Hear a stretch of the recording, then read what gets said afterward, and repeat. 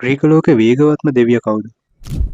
සියුස් අහස උස්සන් ඉන්න ඇට්ලස්ගේ දුවෙක් වෙච්ච මායා කියන නිම්පෙක්ක එක ළමයෙක් හදනවා.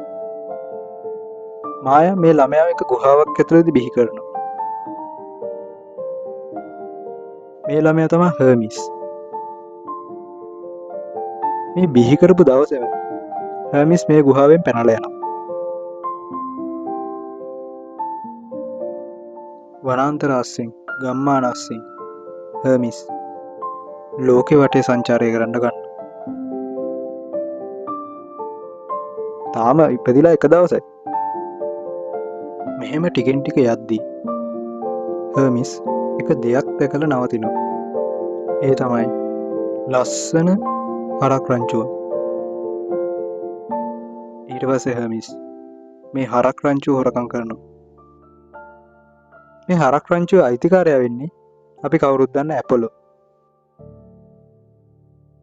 ඉතින් දැන් මේක ඇපොලෝ දැනගත්තාම අනිවාර්යයෙන්ම මෙයා හර්මිස්ගේ පස්සෙන් පන්නනවානේ. ඉතින් මේ නිසා හර්මිස් එක දෙයක් කරනවා. ඒ තමයි මේ හරක්ව පිටිපස්සෙන් පිටිපස්සට එක්කන් එනවා.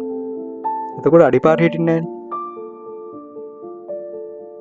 ඒතර කාටවත් කියන්න බෑ කොයි පැත්තෙන්ද ආවේ කියලා. මොනද ඒ කරත් ඇපොලෝ මේකේ ඇත්ත දැනගන්නවා. ඊට පස්සේ මෙයා හර්මිස්ව හොයාගෙන යනවා.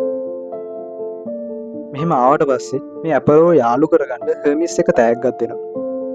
ඒ තමයි ඉබ්බෙක්ගේ කට්ටකින් හදපු එක වීණාවක්. ඔයාලා දැකලා තියෙ ඇපොලෝ එක වීණාවක් අතේ තියන් ඉන්න පින්තූරය. ඒ හර්මිස් දුන්න වීණාව.